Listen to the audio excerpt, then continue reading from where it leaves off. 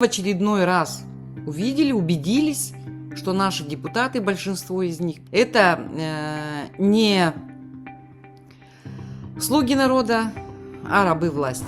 Конституционные гайки Николаев закрутил на фоне глубокого экономического кризиса в республике. Доходы упали на дно, ведь та же Алроса уже убыточна. Саха-Булт, ГУП ЖКХ, ФАПК Якутия, Якутский аэропорт – банкроты.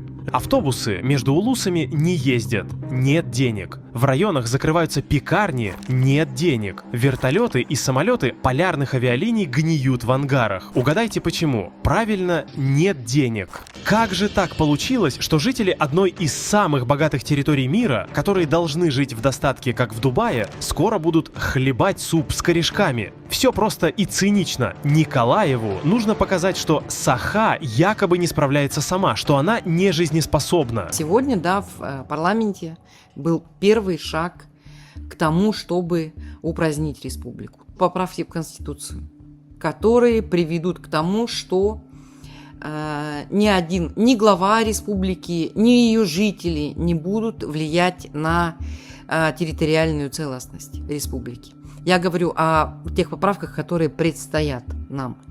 Да, правки, которые продавил Николаев, не последние.